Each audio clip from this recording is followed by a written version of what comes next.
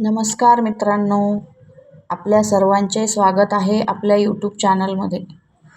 मित्रांनो, भारताची राज्यघटना ही जगातील सर्वात मोठी लिखित राज्यघटना मानली जाते. पण तुम्हाला माहिती आहे का, भारतीय राज्यघटना तयार करताना अनेक देशांच्या राज्यघटनांमधून काही महत्त्वाच्या गोष्टी घेतल्या गेल्या आहेत. म्हणूनच भारतीय राज्यघटनेला बॉरोड कॉन्स्टिट्यूशन म्हणजेच विविध स्रोतांमधून तयार झालेली राज्यघटना असेही म्हटले जाते. आजच्या या व्हिडिओमध्ये आपण जाणून घेणार आहोत भारतीय राज्यघटनेचे प्रमुख स्रोत कोणते आहेत, कोणत्या देशाकडून कोणती वैशिष्ट्ये घेतली गेली आणि त्याचे भारतासाठी काय महत्त्व आहे. म्हणून व्हिडिओ शेवटपर्यंत नक्की बघा.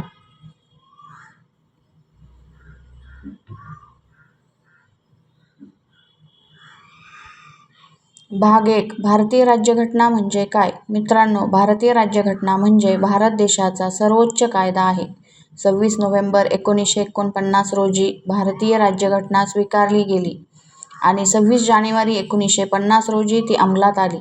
डॉ. बाबासाहेब आंबेडकर यांनी भारतीय राज्यघटनेचे शिल्पकार म्हटले जाते.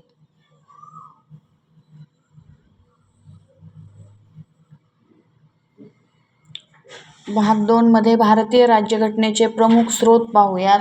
पहिला स्रोत आहे ब्रिटनकडून घेतलेली. भारतीय राज्यघटनेवर सर्वाधिक प्रभाव ब्रिटिश राज्यपद्धतीचा आहे. ब्रिटनकडून भारताने घेतलेल्या प्रमुख गोष्टी: संसदीय शासन पद्धती, कायद्याचे राज्य, मंत्रिमंडळ पद्धती, लोकसभा आणि राज्यसभा, एकेरी नागरिकत्व. भारतामध्ये पंतप्रधान हे सरकारचे प्रमुख असतात. ही संकल्पना ब्रिटनकडून घेतली गेली. अमेरिकेकडून घेतलेली वैशिष्ट्ये: अमेरिकेच्या राज्यघटनेतून भारताने अनेक महत्त्वाच्या गोष्टी स्वीकारल्या आहेत. उदाहरणार्थ, मूलभूत अधिकार, स्वतंत्र न्यायव्यवस्था, न्यायालयीन पुनर्विलोकन, उपराष्ट्रपतीपद, संविधानाची सर्वोच्चता. भारतीय नागरिकांचे मूलभूत अधिकार हे अमेरिकन संविधानाच्या प्रेरणेवर आधारित आहेत.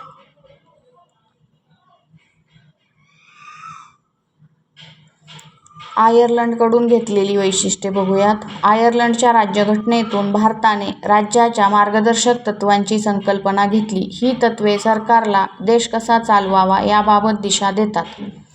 कॅनडाकडून घेतलेली वैशिष्ट्ये: कॅनडाच्या संविधानातून भारताने संघराज्य पद्धती आणि केंद्र सरकारला अधिक अधिकार देण्याची संकल्पना घेतली. भारतामध्ये केंद्र आणि राज्य सरकार अशी दुहेरी शासनव्यवस्था आहे. ऑस्ट्रेलियाकडून घेतलेली वैशिष्ट्ये: ऑस्ट्रेलियाकडून भारताने समवर्ती सूची, व्यापार आणि वाणिज्य स्वातंत्र्य, संसदेत दोन्ही सभागृहांची संयुक्त बैठक या संकल्पना स्वीकारल्या आहेत. जर्मनीकडून घेतलेली वैशिष्ट्ये: जर्मनीच्या संविधानातून भारताने आणीबाणीच्या तरतुदी घेतल्या आहेत. देशात गंभीर संकट निर्माण झाल्यास राष्ट्रपती आणीबाणी जाहीर करू शकतात. सोव्हिएत संघाकडून घेतलेली वैशिष्ट्ये: मूलभूत कर्तव्ये, समाजवादी विचारसरणी या संकल्पना सोव्हिएत युनियनकडून स्वीकारल्या आहेत. दक्षिण आफ्रिकेकडून घेतलेली वैशिष्ट्ये: राज्यसभेच्या सदस्यांची निवड पद्धत, संविधान दुरुस्ती प्रक्रिया या गोष्टी दक्षिण आफ्रिकेकडून घेतलेल्या आहेत.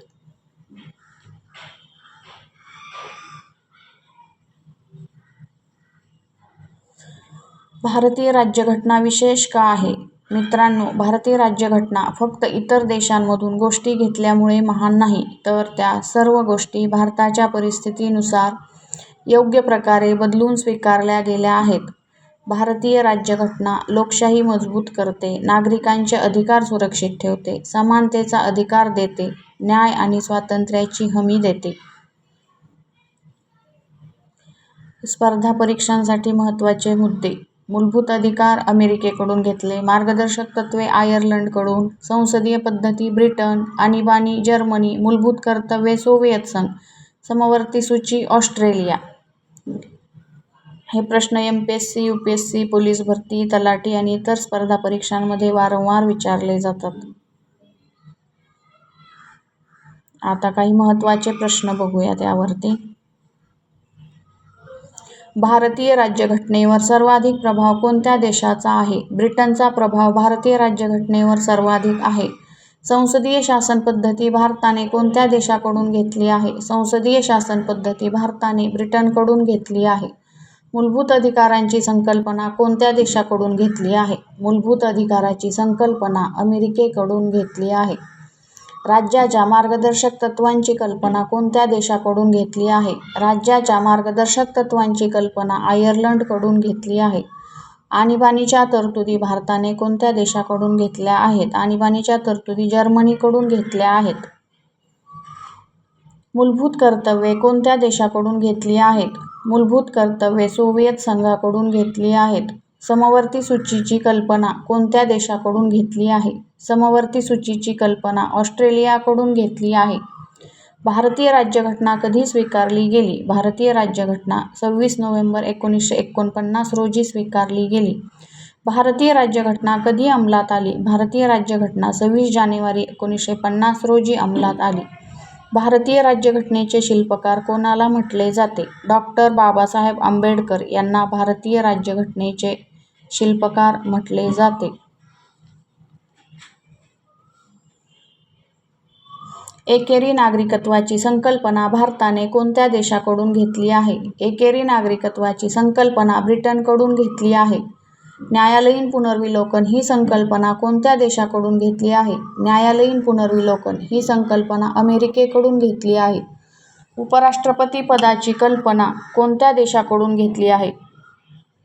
उपराष्ट्रपती पदाची कल्पना अमेरिकेकडून घेतली आहे. केंद्राला अधिक अधिकार असलेली संघराज्य पद्धती कोणत्या देशाकडून घेतली आहे? केंद्राला अधिक अधिकार असलेली संघराज्य पद्धती कॅनडाकडून घेतली आहे. संसदेच्या संयुक्त बैठकीची कल्पना कोणत्या देशाकडून घेतली आहे? संसदेच्या संयुक्त बैठकीची कल्पना ऑस्ट्रेलियाकडून घेतली आहे.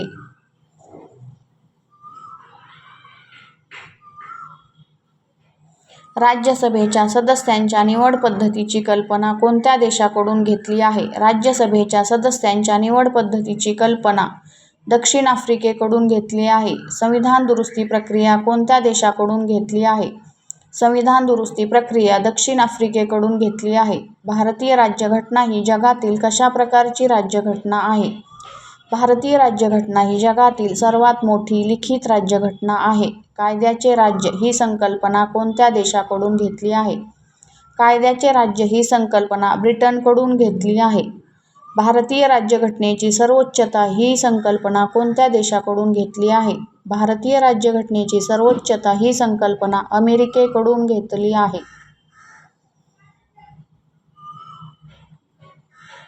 समाजवादी विचारसरणीची प्रेरणा भारताने कोणत्या देशाकडून घेतली आहे? समाजवादी विचारसरणीची प्रेरणा भारताने सोव्हिएत संघाकडून घेतली आहे. व्यापार आणि वाणिज्य स्वातंत्र्याची कल्पना कोणत्या देशाकडून घेतली आहे? व्यापार आणि वाणिज्य स्वातंत्र्याची कल्पना ऑस्ट्रेलियाकडून घेतली आहे. मंत्रिमंडळ पद्धती भारताने कोणत्या देशाकडून घेतली आहे? मंत्रिमंडळ पद्धती भारताने ब्रिटनकडून घेतली आहे. भारतीय राज्यघटना कोणत्या समितीने तयार केली? भारतीय राज्यघटना मसुदा समितीने तयार केली. मसुदा समितीचे अध्यक्ष कोण होते? मसुदा समितीचे अध्यक्ष डॉ. बाबासाहेब आंबेडकर होते.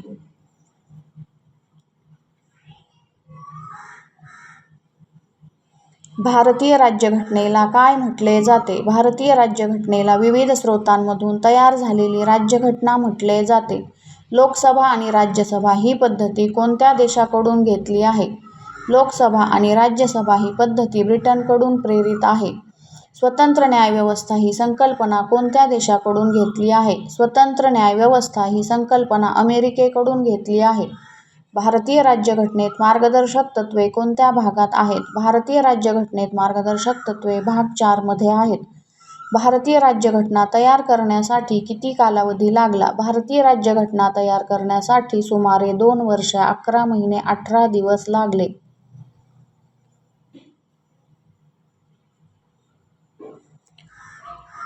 तर हा होता भारतीय राज्यघटनेचे स्रोत या विषयावरील संपूर्ण माहितीपूर्ण व्हिडिओ आवडला असेल तर लाईक करा, शेअर करा आणि चॅनलला सबस्क्राईब नक्की करा. धन्यवाद.